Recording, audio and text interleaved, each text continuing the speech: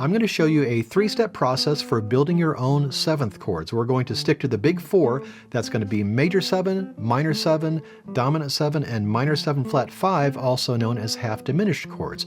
I've already recorded a similar lesson on building your own triads. I'll leave a link for that in the description. 7th chords are built by stacking thirds on top of each other, so I need to spend a little bit of time talking about thirds. Here's the musical alphabet twice: A, B, C, D, E, F, G, A, B, C, D, E, F, G. A to C is a third. A, B, C, 1, 2, 3. D to F is a third. D, E, F, 1, 2, 3. And G to B, you guessed it, it's a third. G, A, B, 1, 2, 3. You can classify thirds as major or minor. A major third is the distance of 4 frets or 2 whole steps. So a major third higher than A is C sharp. Now you could also call this note D flat, but in order to label it as a third, you need to skip a letter. So A, B, C, or in this case, C sharp. A minor interval is 1/2 step or 1 fret smaller than a major interval. So a minor third is the distance of 3 frets or a whole step and a half step. While A to C sharp is a major third, A to C is a minor third. A 7th chord is a 4-note chord with the notes stacked in thirds. There are several types of 7th chords. This lesson focuses on the 4 most common: major 7, minor 7, dominant 7, and minor 7 flat 5, also known as a half-diminished chord. The root is the note the chord is built on, so you begin with the root and you stack your thirds from there. You're going to end up with 4 notes: the root, the third, the 5th, and the 7th. To build a major 7 chord from the root, stack a major third, a minor third, and then another major third. To build a minor 7 chord from that same root, stack a minor third, then a major third, and then another minor third. For a dominant 7, from the same root, stack a major third, a minor third, and another minor third. And for a minor 7 flat 5, stack a minor third, another minor third, and a major third. You can combine this information with fretboard knowledge to build 7th chords. Let's say you want to build a B flat major 7. Step 1 is to find the root note on any string as low on the neck as possible.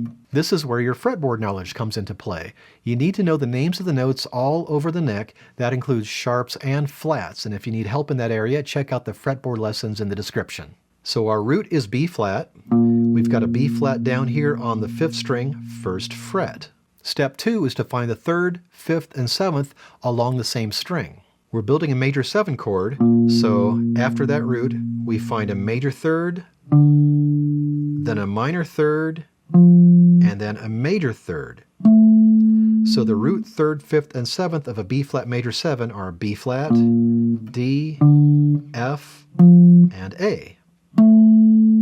Step 3 is to find all the other B flats, Ds, Fs, and As on all the strings, and then you have the information you need to play B flat major 7 chords anywhere on the neck.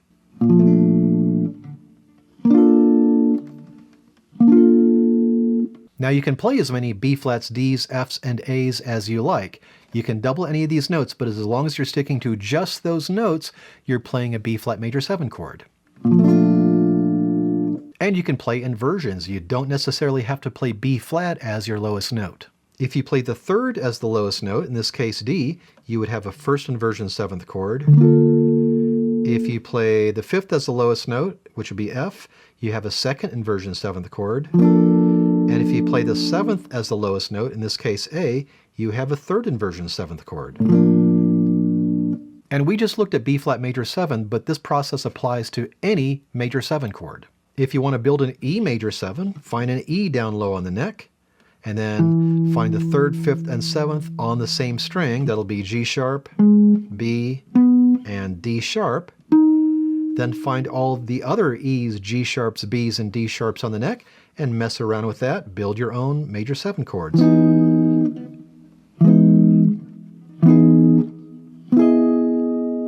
You can use the same approach to build minor 7 chords. It's the same process, just a different chord formula. So let's build some G minor 7 chords.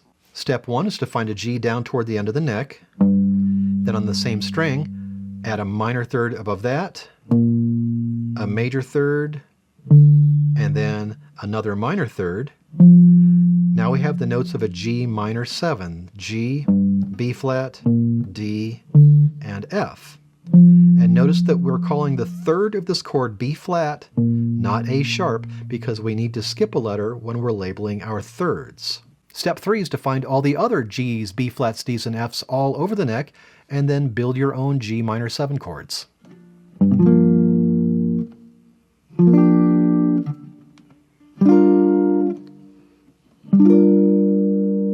And now dominant 7s. Dominant 7s are chords like C7, G7, or A7. If you wanted to build, say, an E7, you would find an E down toward the end of the neck. On the same string, stack a major third, then a minor third, and then another minor third.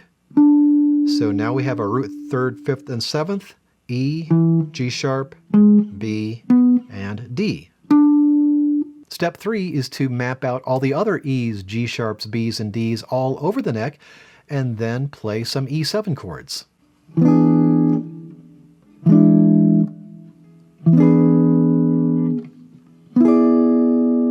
And then minor 7 flat 5 chords, also known as half-diminished chords. Let's build some E minor 7 flat 5s.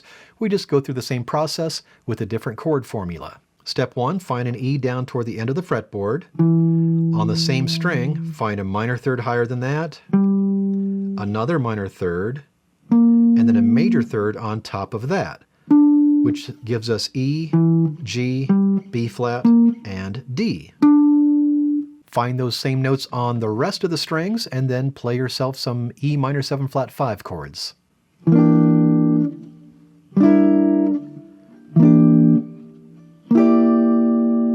Check out this video to learn how you can build your own triads, and check out this playlist if you're interested in music theory for guitar players.